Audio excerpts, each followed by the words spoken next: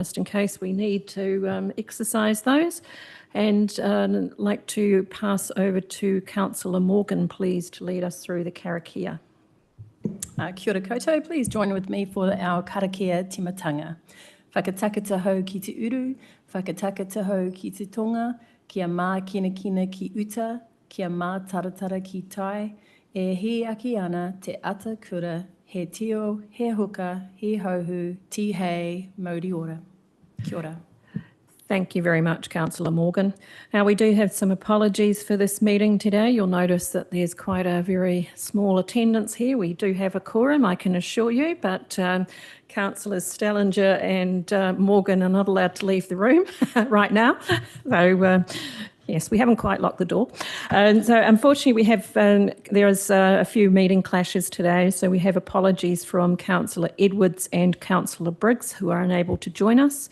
We also have an apology from Mayor Barry for lateness. I'd also add that our CEO, Joe Miller, is also attending the same meeting as Mr Mayor. They will join us as soon as they can. So I will move those apologies be accepted. May I have a seconder, please? Thank you, Councillor Stellinger.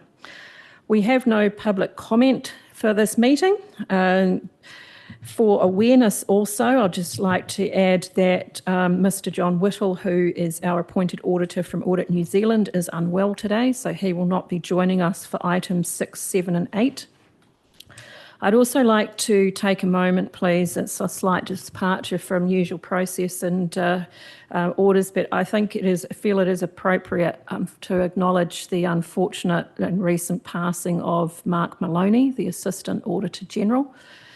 Mark's contribution to local government is significant. It really has been over many, many years, and a number of us in various councils around New Zealand and other entities in central government have worked very closely with Mark over his time at Audit New Zealand, Auckland Council and the Office of the Auditor General. Lastly, I feel it is also appropriate to acknowledge the sudden and very sad passing today of the Honourable Nikki Kay.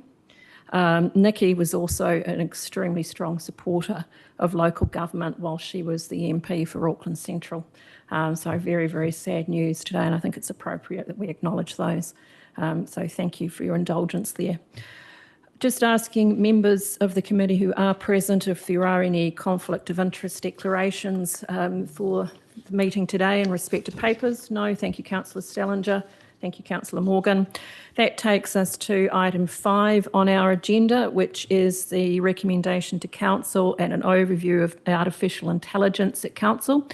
Could I please ask people to note that at the beginning of this item, attachment 3 will be discussed when the public is excluded. It is commercially sensitive. I'd like to invite Jared Griffiths, the Director of Strategy Engagement, to speak to the report, and I'd also like to welcome Ben Wakely, a partner from PwC.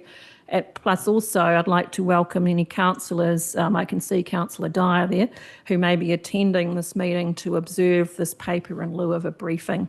So Jared, I'll pass over to you. Thank you. Thanks, Chair, and kia ora koutou elected members. I'll take the paper as read and highlight just a few key points and generally around AI. Firstly, make the point that AI is not new. It's been in development since at least the 1950s over a period of time.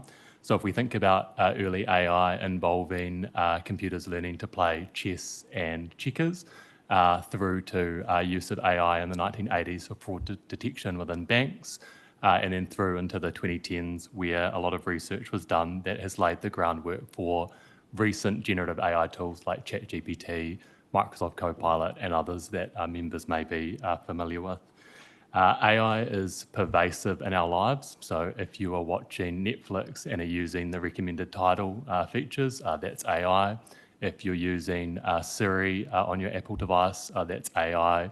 And if you're using any services like Amazon Alexa or Google Home, that's also got AI beneath it.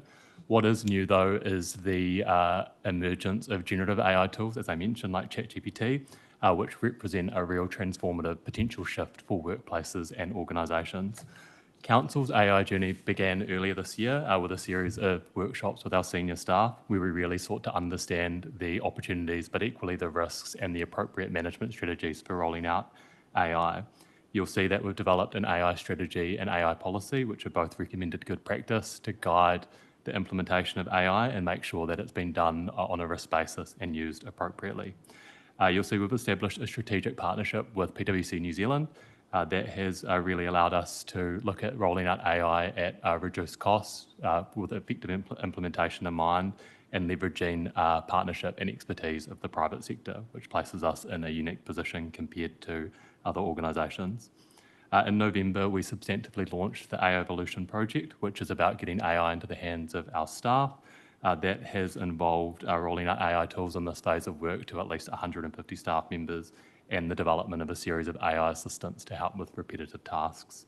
Our approach positions Hutt City Council at the forefront of responsible AI use, particularly within the local government sector, and this project presents a really strong investor save proposition that aligns with the Council's long-term plan and the request of elected members for us to seek operational effectiveness and efficiencies.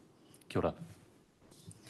Thank you, Jared. Ben, is there anything you would like to add, obviously excluding attachment 3 of the paper? Is there any comments that you would like to make on behalf of PwC before I take questions?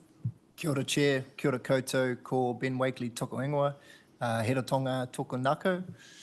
My name's Ben Wakely. I'm a partner at PwC in the Finance, Economics and Analytics team. Look, I'd just like to open and acknowledge Jared and the Council on such a forward position on responsible artificial intelligence. It's a really exciting area that us as a firm are investing heavily in internationally. And I think we can see the pace at which this is moving. And I think domestically we can see the benefits of fast adoption, although a lot of organisations aren't as forward-thinking as the Hutt City Council to get on board with that. So it's really refreshing to be part of a piece of work, a strategic piece of work, a strategic partnership alongside a forward-looking organisation like Hutt City Council. And what I would say is that already in its early infancy, we together are seeing the benefits of that. So happy to talk more about that in the public forum and then a little bit more in the private as well. Thank you, Chair. Thank you, Ben. And so Councillors Stellinger and Councillor Morgan, I'll invite any questions you may have now on the paper. Please. Councillor Stellinger? I've got a couple, but perhaps best left to the excluded paper. No, that's fine. Thank you. And Councillor Morgan, you're quite okay too. Thank you. So we'll then move into discussing attachment 3. So I'll move the motion that the public be excluded from the following part of the proceedings, which is namely attachment 3, as I've said. This is necessary to protect information, as making it available is likely to unreasonably prejudice the commercial position of the person who supplied it. Ben Wakely, our partner at PwC, is permitted to remain after the public section of this meeting, as he has knowledge that will assist the subcommittee regarding this item. May I have a seconder, please? Thank you, Councillor Morgan. So we'll move into, I'll now have a mover and a seconder, so I'll put the motion. All those in favour say aye.